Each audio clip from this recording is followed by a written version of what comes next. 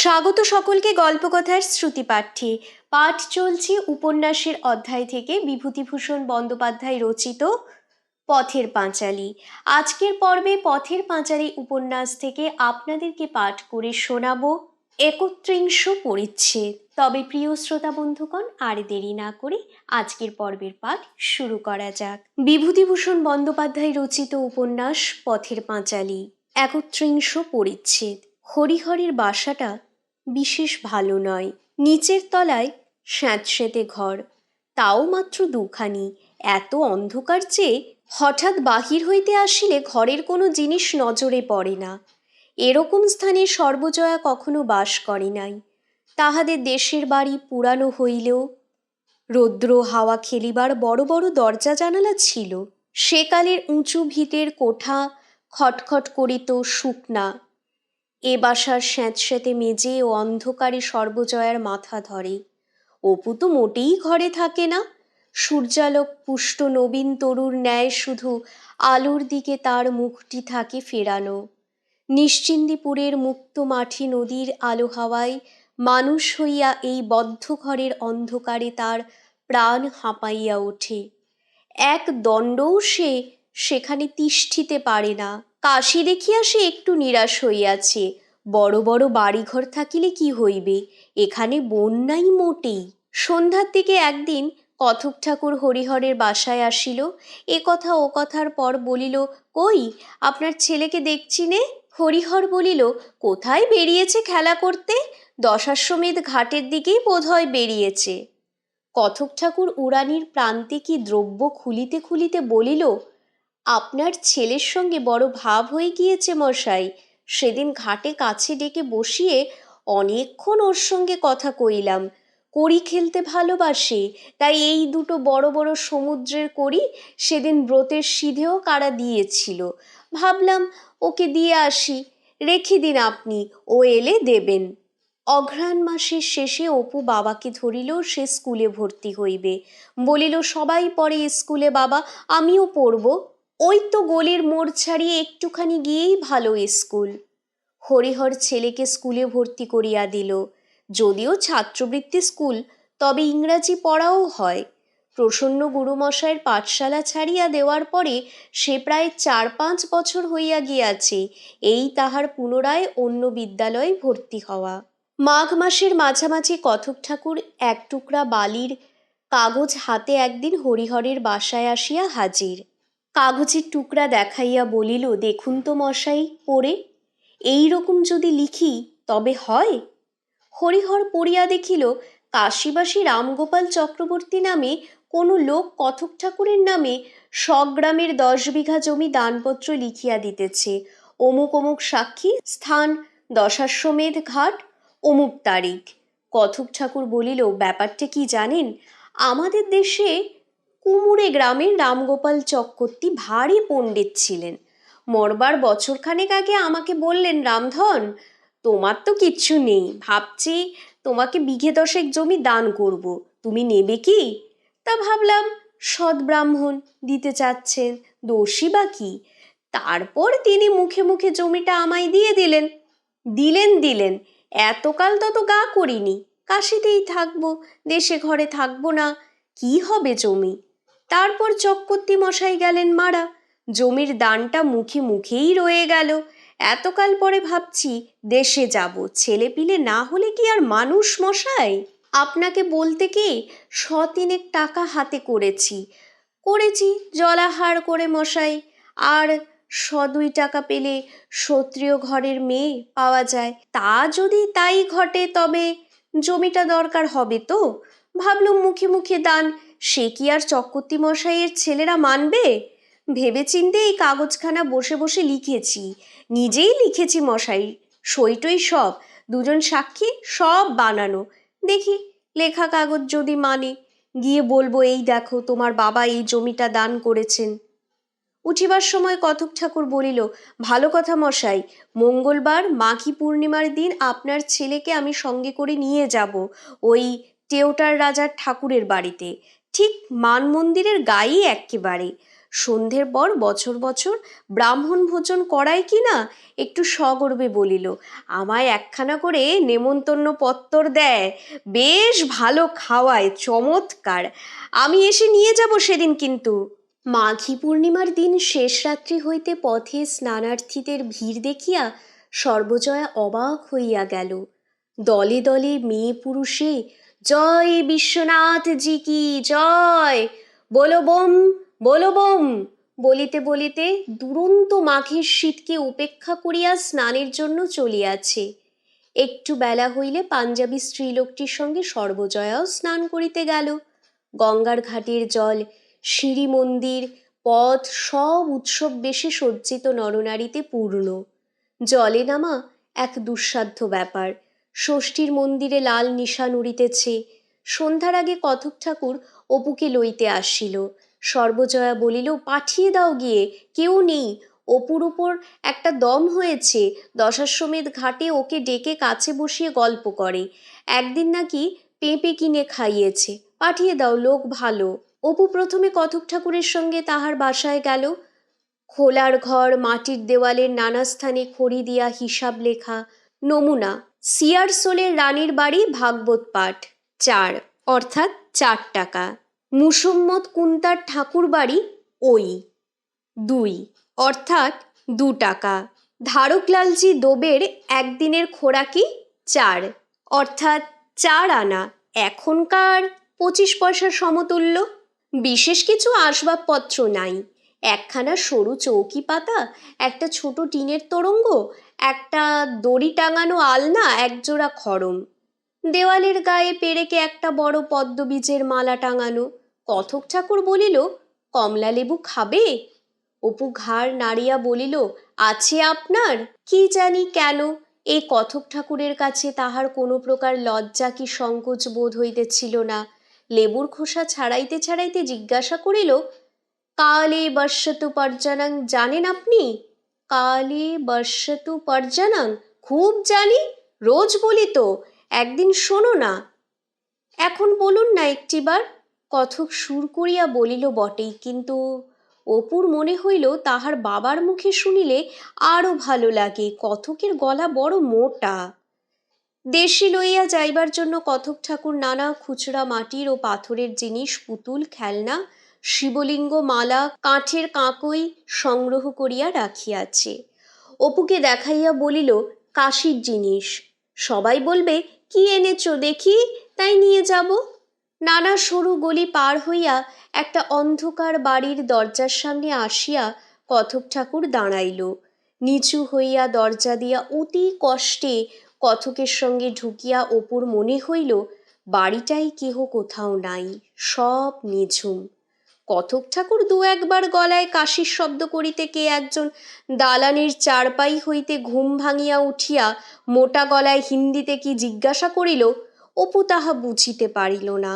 কথক ঠাকুর পরিচয় দিবার পরেও মনে হইল লোকটা তাহাকে চিনেও না, বা তাহাদের আগমন প্রত্যাশাও করে নাই। পরে লোকটা যেন একটু বিরক্তির সহিত কাহাকে কি জিজ্ঞাসা করিতে গেল, কিন্তু ফিরিতে এত দেরি করিতে লাগিল যে অপুর মনে হইল হয়তো ইহারা বলিবে, তোমাদের তো নিমন্ত্রণ হয় নাই, যাও তোমরা।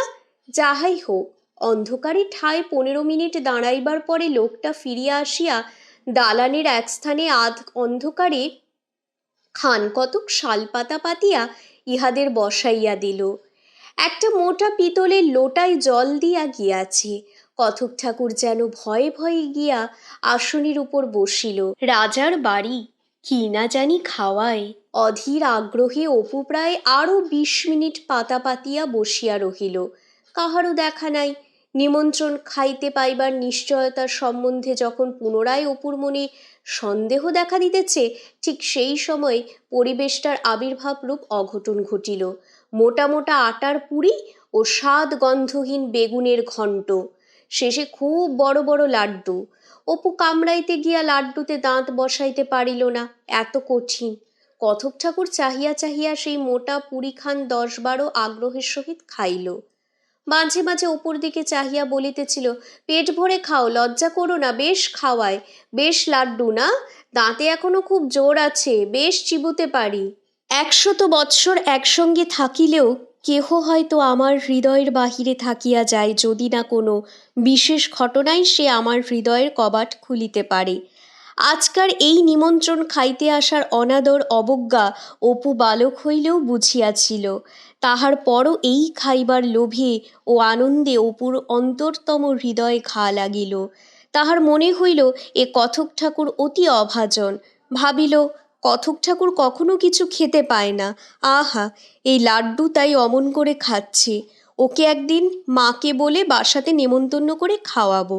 করুণা ভালোবাসার সবচেয়ে মূল্যবান মশলা, তার গাঁথুনি বড় পাকা হয়। তাহার শৈশব মনে এই বিদেশি দুদিনের পরিচিত বাঙাল কথক ঠাকুর তাহার দিদি ও গুলকির সঙ্গে এক হাড়ে গাঁথা হইয়া গেল শুদ্ধ এক লাড্ডু খাইবার অধীর লোভের ভঙ্গিতে। ইহার অল্পদিন পরই কথক ঠাকুর দেশে চলিয়া গেল। রাজঘাটের স্টেশনে কথক ঠাকুরের নির্বন্ধাতিশয্যে হরিহর অপুকে সঙ্গে করিয়া তাহাকে গাড়িতে তুলিয়া দিতে গেল। হরিহরের মনে হইল আজ 22 বৎসর পূর্বে সে যাহা করিতে দেশে গিয়াছিল, এই ব্যক্তি তাহার বর্তমান বয়সের চেয়েও অন্তত 8 বৎসর বেশি বয়সে তাহাই করিতে, অর্থাৎ নূতন করিয়া সংসার পাতিতে দেশে চলিয়াছে। সুতরাং তাহারই বা বয়সটা এমন কি হইয়াছি, কোন কাজ করিবার সময়ের অভাব হইতে পারে তাহার? গাড়ি ছাড়িলে অপুর চোখে জল আসিল। বালকের প্রাণী সময় সময় বয়স্ক লোকের উপর স্থায়ী সত্যিকার স্নেহ আসে, দুর্লভ বলিয়াই তাহা বড় মূল্যবান। মাঘ মাসের শেষের দিকে একদিন হরিহর হঠাৎ বাড়ি ঢুকিয়াই উঠানের ধারে বসিয়া পড়িল। সর্বজয়া কি করিতেছিল কাজ ফেলিয়া তাড়াতাড়ি উঠিয়া আসিয়া বলিল, কি হয়েছে, এমন করে বসে পড়লে যে? স্বামীর মুখের দিকে চাহিয়া কিন্তু মুখের কথাটা তাহার মুখেই রহিয়া গেল। হরিহরের চোখ দুটা জবা ফুলের মতো লাল, ডান হাতখানা যেন কাঁপিতেছে। সর্বজয়া হাত ধরিয়া তুলিতে আসিতে সে ঘোর ঘোর আচ্ছন্নভাবে বলিল, খোকা কোথায় গেল, খোকা? সর্বজয়া গায়ে হাত দিয়া দেখিল জ্বরে তাহার গা পুড়িয়া যাইতেছে। সন্তর্পণে হাত ধরিয়া ঘরে লইয়া গিয়া তাহাকে বিছানায় শোয়াইয়া দিয়া বলিল, অপু আসছে, তাকে ডেকে নিয়ে গিয়েছে ওপরের ওই নন্দবাবু, বোধহয় গধুলিয়ার মোড়ে তার দোকানে নিয়ে গিয়েছে। অপু দোকানে যায় নাই। নন্দবাবু ঘরের সামনে ছাদে বসিয়া বসিয়া বই পড়িতেছিল। মাসখানেক হইল নন্দবাবুর সঙ্গে অপুর খুব আলাপ জমিয়াছে। নন্দবাবুর বয়স কত তাহা ঠিক করিয়া বুঝিবার ক্ষমতা তাহার হয় নাই, তবে তাহার বাবার চেয়ে ছোট মনে হয়। নন্দবাবুর উপরের ঘরে সে অনেকগুলি বই আবিষ্কার করিয়াছে। নন্দবাবু যখন ঘরে থাকে তখন বই লইয়া ছাদে বসিয়া পড়ে, কিন্তু ভয় হয় পাছে নন্দবাবু পড়িতে না দিয়া বই কাড়িয়া লয়। কারণ একদিন সেরূপ ব্যাপার ঘটিয়াছিল। ছাদের এক কোণে রৌদ্রে বসিয়া অপু বই পড়িতেছিল। নন্দবাবু ঘরের ভিতর কি খুঁজিতে খুঁজিতে বাহিরে আসিয়া তাহাকে দেখিতে পাইয়া ধমক দিয়া বলিল, আরে রেখে দাও, তোমার বসে বসে যত ওইসব বই পড়া, কোথাকার জিনিস কোথায় রাখো তার ঠিক নেই, কাজের সময় খুঁজে মেলে না, যাও রাখো বই, যাও। সে তো ঘরের অন্য কোনো জিনিসে হাত দেয় না, তবে তাহাকে বকিবার কারণ কি? সেই হইতে সে ভয়ে ভয়ে বই লইয়া থাকে। নন্দবাবু সন্ধ্যার সময় টেরি কাটিয়া ভালো জামা কাপড় পরিয়া শিশি হইতে কি গন্ধ মাখিয়া রোজ বেড়াইতে যায়। অপুর গায়ে একদিন একটু শিশি হইতে ছড়াইয়া দিয়াছিল, বেশ ভুরভুরে গন্ধটা। সন্ধ্যার পরও সে আগে আগে নন্দবাবুর ঘরে পড়িতে যাইত, কিন্তু সন্ধ্যার পরে নন্দবাবু আলমারি হইতে একটা বোতল লইয়া লাল মতো একটা ঔষধ খায়। সেই সময় সে একদিন ঘরে গিয়া পড়িলে তাহাকে ভারী বকিয়াছিল। নন্দবাবুর ঘরে উঠিবার সিঁড়ি অন্যদিকে, আর একদিন রাত্রে হঠাৎ ওপরের ঘরে গিয়া সে দেখিয়াছিল একটিকে স্ত্রীলোক ঘরের মধ্যে বসিয়া আছে। তাহাকে দেখিয়া নন্দবাবু বলিয়াছিল, এখন যাও অপূর্ব, ইনি আমার শালী দেখতে এসেছেন, এক্ষুনি চলে যাবেন। ফিরিয়া আসিতে আসিতে সে শুনিয়াছিল নন্দবাবু বলিতেছে, ও আমাদের নিচের ভাড়াটের ছেলে, কিছু বোঝে সোঝে না। নন্দবাবু তাহাকে প্রায়ই তাহার মার কথা জিজ্ঞাসা করে, বলে, তোমার মাকে বলে পান নিয়ে এসো দেখি, আমার চাকরটা পান সাজতে জানে না, অপু মায়ের কাছে আবদার করিয়া ওপরে প্রায়ই পান আনে। নন্দবাবু মাঝে মাঝে বলে, তোমার মা আমার কথা কিছু বলেন টলেন নাকি না? অপু বাড়ি আসিয়া মাকে বলে, নন্দবাবু বেশ লোক মা, তোমার কথা রোজ জিজ্ঞেস করে। আমার কথা? আমার কথা কি জিজ্ঞেস করে? বলছিল তোমার মাকে বলো আমি তার কথা জিজ্ঞেস করি টরি, বেশ লোক। করুক গে, তুই পাজি ছেলে, অত ওপরের ঘরে যাসটাস কেন? বিকেলে ওপরে বসে বসে কি করিস? হরিহরের জ্বরটা একটু কমিল। অপু স্কুল হইতে আসিয়া বই নামাইয়া রাখিতেছে, পায়ের শব্দ পাইয়া হরিহর বলিল, খোকা এসো, একটু বসো বাবা। অপু বসিয়া বসিয়া স্কুলের গল্প করিতে লাগিল। হাসি মুখে নিচু সুরে বলিল, এই 2 মাস তো স্কুলে গিয়েছি, এরই মধ্যে বাবা স্কুলের সবাই খুব ভালোবাসে, রোজ রোজ ফার্স্ট বসি। স্কুলে আমাদের ক্লাসে একখানা কাগজ ছাপিয়ে বার করবে 1 মাস অন্তর, আমাকে সেই দলে নিয়েছে, তোমায় দেখাবো বাবা বেরোলে। হরিহরের বুকের ভেতরটা মমতায় বেদনায় কেমন করে। অপু একখানা কাগজ বাহির করিয়া বলে, একটা লেখা লিখেছি, কাগজখানা ছাপাবে বলেছে আমার নামে, কিন্তু যারা 2 টাকা করে চাঁদা দেবে শুধু তাদেরই লেখা ছাপবে বলেছে, 2 টাকা দেবে বাবা? হরিহর অধীর আগ্রহে ছেলের হাত হইতে কাগজখানা লইয়া পড়িতে শুরু করে। ছেলে যে লেখে সে খবর সে জানিত না। রাজপুত্রের মৃগয়ার গল্প সুন্দর বানানো। হরিহর খুশি হইয়া বালিশে ভর দিয়া উঠিয়া বসে, বলে, তুই লিখেছিস খোকা? আমি তো আরো কত লিখেছি বাবা, ভূতের গল্প, রাজকন্যের, বাড়ি থাকতে রানুদির খাতায় লিখে লিখে দিতাম তো। সর্বজয়া টাকার নাম শুনিয়া দিতে চাহে না। স্বামী অসুখে পড়িয়া এ অবস্থায় যাহা আছে তাহা সংসারের খরচেই কুলাইবে না, দরকার নাই ছাপানো কাগজে। হরিহর বুঝাইয়া বলিয়া টাকা দেওয়ায় বলে, দাও গিয়ে। আহা, খোকার লেখাটা ছাপিয়ে আসুক, সেরে উঠে পথ্যি করলেই ঠাকুরবাড়ির ভাগবত পাঠটা তো ঠিকই রয়েছে, ওতেও তো গোটা 10 টাকা পাবো। দিন 2 পরে অপু নিরাশ মুখে রাঙা ঠোঁট ফুলাইয়া বাবার কাছে চুপি চুপি আসিয়া বলে, হলো না বাবা, ছাপাখানাওয়ালার লোকেরা বেশি দাম চেয়েছে, তাই আজ স্কুলে বলে দিয়েছে 4 টাকা করে চাঁদা চাই। ছেলের মুখের নিরাশার ভাব হরিহরের বুকে খচ করিয়া বিঁধে। খানিকক্ষণ অন্য কথার পর সে বলে, দেখ দেখি খোকা, তোর মা কোথায় গেল? বালিশের তলা হইতে চাবির থলো বাহির করিয়া দিয়া বলে, চুপি চুপি ওই কাঠের ছাপ বাক্স যেটাতে আমার কঞ্চির কলমের বান্ডিল আছে, ওইটে খোলতো, কোণে দেখ তো ক টাকা আছে। তাহার পর হরিহর সন্তর্পণে বাক্স খোলা নিরত পুত্রের দিকে মমতার চোখে চাহিয়া থাকে, অবোধ অবোধ নিতান্ত অবোধ। ওর সুন্দর শুভ্র চাঁদের মতো ললাটটি ওর মায়ের ললাট, চোখ দুটি ওর মায়ের চোখ। যখন হরিহর প্রথম যৌবনে বিবাহ করিয়া স্ত্রীকে ঘরে আনে, নববধূ সর্বজয়ার অবিকল সেই মুখের হাসি 11 বছরের অপুর অনাবিল নবীন মুখে। অকারণে হরিহরের বুকের মধ্যে স্নেহ সমুদ্র উদ্বেল উত্তাল হইয়া উঠিয়া চোখে জল ভরিয়া আনে।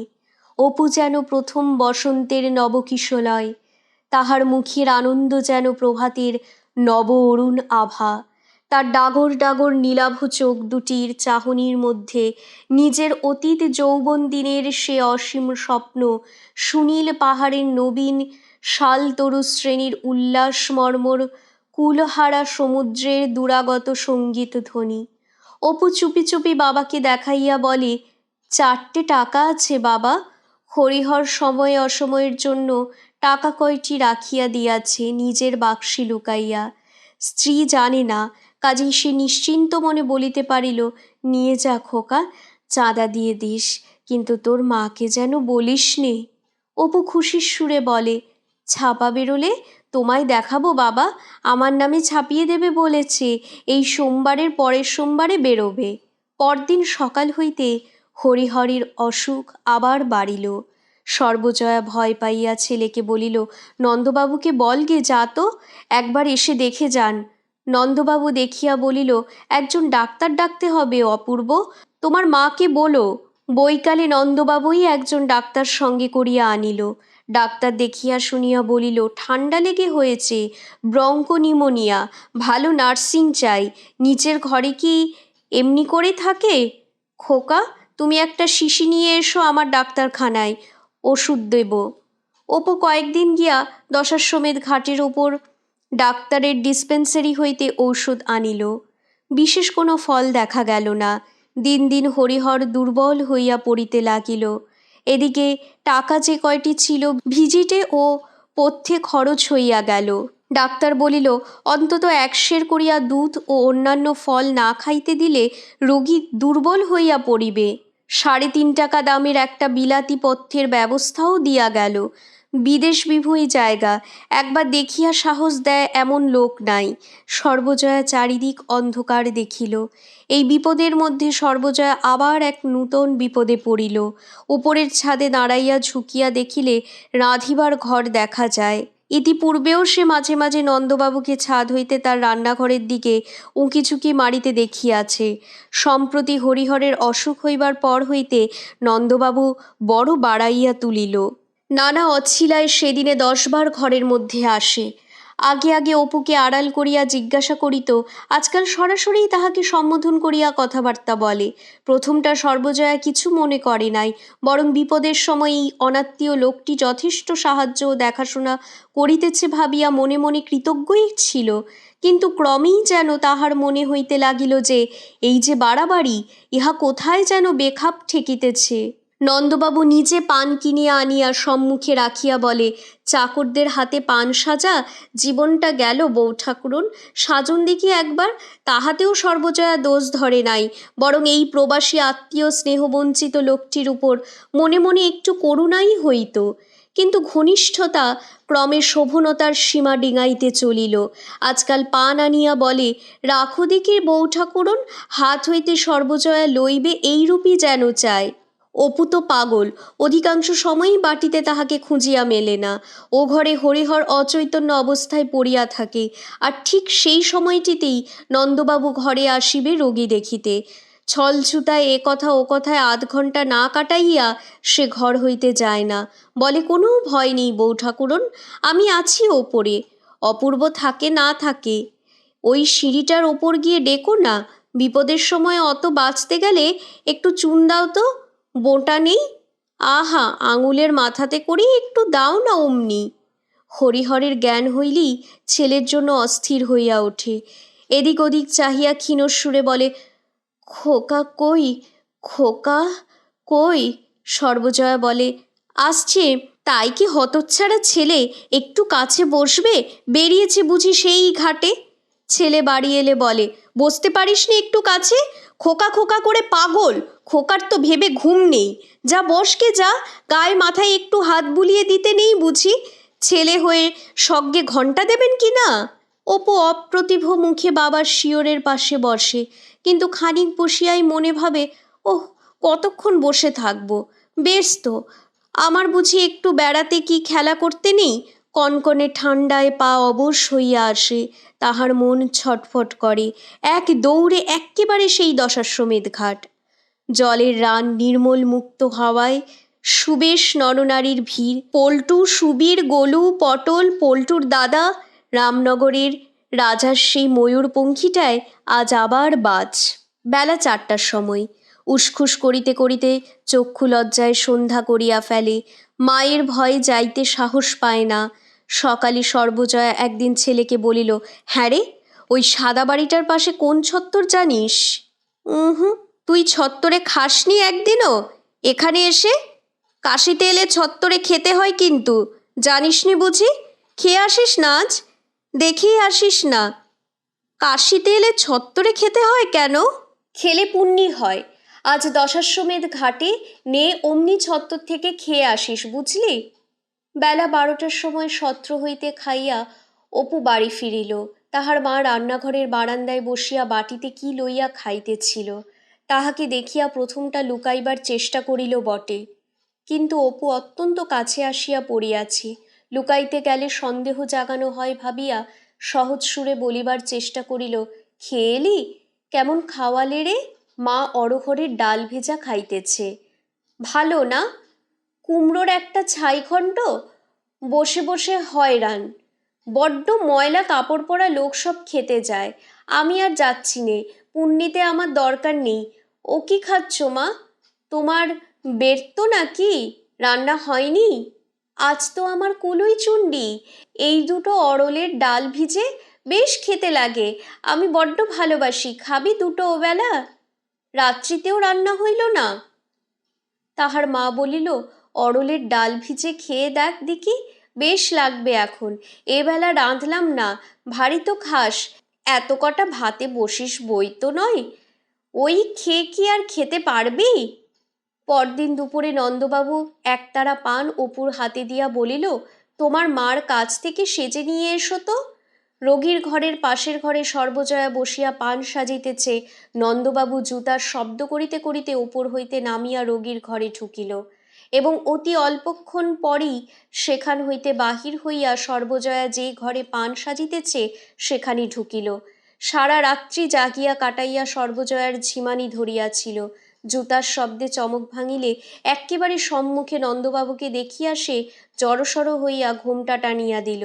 নন্দবাবু বলিল, পান সাজা হয়েছে বউ ঠাকুরন? সর্বজয়া নীরবে সাজা পানের খিলিগুলি রেকাবিতে করিয়া সামনের দিকে ঠেলিয়া দিতে নন্দবাবু এক খিলি তুলিয়া মুখের মধ্যে পুরিয়া বলিল, চুন বড্ড কম হয় বউ ঠাকুরন তোমার পানে। সরো দেখি, আমি নিচ্ছি। সর্বজয়ার কোলের কাছে পানের বাটা। বাড়িতে কেহ নাই। অপু কোথায় বাহির হইয়াছে। পাশের ঘরে হরিহর ঔষধের বসে ঘুমাইতেছে। নিস্তব্ধ দুপুর। হঠাৎ সর্বজয়ার মনে হইল যেন নন্দবাবু চুন লইবার অছিলায় অনাবশ্যক রূপে তাহার অত্যন্ত কাছে ঘেঁষিয়া আসিতে চাহিতেছে। একটা অস্পষ্ট চিৎকার করিয়া এক লহমার মধ্যে সে উঠিয়া গিয়া ঘরের বাহিরে দাঁড়াইল। একটা বিদ্যুতের মতো কিসের স্রোত তাহার পা হইতে মাথা পর্যন্ত খেলিয়া গেল। আঙুল দিয়া সিঁড়ি দেখাইয়া তীব্র স্বরে বলিল, চলে যান এক্ষুনি ওপরে, কখনো আর নিচে আসবেন না। নিচে এলে আমি মাথা খুঁড়ে খুন হব। কেন আপনি আসেন? খবরদার আর আসবেন না। সর্বজয়া পড়িল মহা ফাঁপড়ে। বিদেশ জায়গা, এই রোগী ঘরে, নিঃসহায়, হাতে একটা পয়সা নাই, একটি পরিচিত লোক কোনো দিকে নাই। ছেলের বছর 11 বয়স মোটে, তাও বুদ্ধিশুদ্ধি নাই, নিতান্ত নির্বোধ। এদিকে এইসব উৎপাত। উপরের পাঞ্জাবি স্ত্রীলোকটি কালীভদ্রে নিচে নামে। এক আধবার সর্বজয়াকে ওপরে তাহার ঘরে লইয়া গিয়াছিল, কিন্তু 5-6 মাস কাশিতে আসিয়াও সর্বজয়া না পারে হিন্দি বলিতে, না পারে ভালো বুঝিতে, কাজী আলাপ মোটেই জমে নাই। অদ্য তাহার কাছে গিয়া নন্দবাবুর ঘটনা আনুপূর্বিক বলিয়া কাঁদিয়া ফেলিল। পাঞ্জাবি মেয়েটির নাম সূর্যকুঁয়ারী। স্বামী স্ত্রী দুজনেই পাঞ্জাবের রোয়ালসর জেলার অধিবাসী। স্বামীটি রেলে ওভারসিয়ারের কাজ করে। মেয়েটির বয়স খুব অল্প না হইলেও দেখিতে কম বয়সী। গৌরাঙ্গী, আয়ত নয়না, আটসাঁটি দীর্ঘ গড়ন। সে সব শুনিয়া বলিল, কোনো ভয় নাই, আপনি নির্ভয়ে থাকুন। আবার যদি কিছু বদমাইশির ভাব দেখেন আমায় বলবেন, আমার স্বামীকে দিয়া উহার নাক কাটিয়া ঠান্ডা করিয়া ছাড়িব। ঠিক দুপুর। কয় রাত্রি জাগিবার পর সর্বজয়া মেঝেতে আঁচল পাতিয়া শুইয়া ঘুমাইয়া পড়িয়াছে। উত্তরের ঘরের জানালা দিয়া এক ফালি রৌদ্র আসিয়া সরু উঠানটাতে বাঁকাভাবে পড়িয়াছে। অপু মাটির মালসাতে গাঁদা ফুলের গাছ লাগাইয়াছিল। 2-3টা এক পেটে গাঁদা নিতান্ত বিরক্তভাবে ফুটিয়া আছে। তলায় একটা বেড়ালছানা বসিয়া। অপু বাবার বিছানার পাশেই বসিয়াছিল। তাহার বাবা আজ সকাল হইতে একটু ভালো আছে। ডাক্তার বলিয়াছে বোধহয় জীবনের আশা হইল। ভালো থাকিলেও রোগীর খুব চৈতন্য আছে বলিয়া মনে হয় না, বেহুশ অবস্থা। তাহার বাবা হঠাৎ চোখ খুলিয়া তাহার দিকে খানিকটা চাহিয়া থাকিয়া কি বলিল। অপুর মনে হইল বাবা তাহাকে আরো কাছে সরিয়া যাইতে বলিতেছে। অপু সরিয়া হরিহর রোগশীর্ণ ক্ষীণ 2 হাতে ছেলের গলা জড়াইয়া ধরিয়া নীরবে তাহার মুখের দিকে অনেকক্ষণ ধরিয়া একদৃষ্টে চাহিয়া রহিল। অপু একটু অবাক হইল। বাবার চোখের ওরকম দৃষ্টি কখনো সে দেখে নাই। রাত্রি 10টার সময় নিদ্রিত অপুর কি শব্দে ঘুম ভাঙিয়া গেল। ঘরে ক্ষীণ আলো জ্বলিতেছে। মা অঘরে ঘুমাইতেছে। বাবার গলার মধ্যে নানা সুরে যেন কি একটা শব্দ হইতেছে। তাহার কেমন ভয় ভয় ঠেকিল। ঝুল মাখানো কড়িকাঠ, সেঁতা মেজে, হাড় ভাঙা শীত, কাঠকয়লার আগুনের ধোঁয়া, সব মিলিয়া যেন একটা দুঃস্বপ্ন। বাবার অসুখ সারিলে যে বাঁচা যায়। শেষ রাত্রে তাহার মায়ের ঠেলা পাইয়া তাহার ঘুম ভাঙিয়া গেল। অপু, অপু, ওঠ, শিগগিরি গিয়ে ওপরে থেকে হিন্দুস্তানি বউকে ডেকে আনতো। অপু উঠিয়া শুনিল বাবার গলার সেই শব্দটা আরো বাড়িয়াছে। ওপর হইতে সূর্যকুঁয়ারী আসিবার একটু পরেই রাত্রি 4টার সময় হরিহর মারা গেল। মাঝ বর্ষার ধারামুখর কুয়াশাচ্ছন্ন দিনে মনে হয় যে পৃথিবীর রৌদ্রদীপ্ত দিনগুলোর স্বপ্ন না সত্য। এই মেঘ, এই দুর্দিন, অনন্ত ভবিষ্যতের পথে এরাই রহিল চিরসাথী। দিগন্তের মায়া লীলার মতো চৈত্র বৈশাখের যে দিনগুলা অতীতে মিলাইয়া গিয়াছে, আর কি তাহা ফিরিয়া আসে? চারিধার হইতে সর্বজয়াকে কি এক কুয়াশায় ঘিরিয়া ফেলিল। তাহার মধ্য দিয়া না দেখা যায় পথ, না চেনা যায় সাথী, না জানা যায় কোথায় আছি। সন্দেহ হয় এ কুয়াশা বোধহয় বেলা হইলে রৌদ্র উঠিলেও কাটিবে না। এর পেছনে আছে আকাশ ছাওয়া ফিকে ধূসর রঙের সারাদিন ব্যাপী অকাল বাদলের মেঘ। বিপদের দিনে পাঞ্জাবি ওভারসিয়ার জালিম সিং ও তাহার স্ত্রী যথেষ্ট উপকার করিল। জালিম সিং অফিস কামাই করিয়া সৎকারের লোকের জন্য বাঙালি টোলায় ঘোরাঘুরি করিতে লাগিল। খবর পাইয়া রামকৃষ্ণ মিশনের কয়েকজন সেবকও আসিয়া পৌঁছিল। মণিকর্ণিকার ঘাটে সৎকার অন্তে সন্ধ্যাবেলা অপু স্নান করিয়া ঠান্ডা পশ্চিমে বাতাসে কাঁপিতে কাঁপিতে পৈঠার উপর উঠিল। রামকৃষ্ণ মিশনের একজন সেবক ও নন্দবাবু তাহাকে উত্তরীয় পড়াইতেছিল। বেলা খুব পড়িয়া গিয়াছে। অস্ত দিগন্তের ম্লান আলো পাথরের মন্দিরগুলার আগাটুকুতে মাত্র চিকচিক করিতেছে। সারাদিনের ব্যাপারে দিশেহারা অপুর মনে হইল তাহার বাবার পরিচিত গলায় উৎসুক শ্রোতাগণের সম্মুখে কে যেন বসিয়া আবৃত্তি করিতেছে, কালে বর্ষতুপর্জনং পৃথিবী শস্য শালিনী লোকাঃ সন্ত নিরাময়া। যে বাবাকে সকলে মিলিয়া আজ মণিকর্ণিকার ঘাটে দাহ করিতে আনিয়াছিল, রোগে জীবনের যুদ্ধে পরাজিত সে বাবা স্বপ্নমাত্র। অপু তাহাকে চেনে না, জানে না। তাহার চিরদিনের একান্ত নির্ভরতার পাত্র, সুপরিচিত হাসি মুখ, বাবা জ্ঞান হইয়া অবধি পরিচিত সহজ সুরে, সুকণ্ঠে প্রতিদিনের মতো কোথায় বসিয়া যেন উদাস পুরবীর সুরে আশীর্বাচন গান করিতেছে, কালে বর্ষতুপর্জনং পৃথিবী শস্য শালিনী লোকাঃ সন্ত নিরাময়া।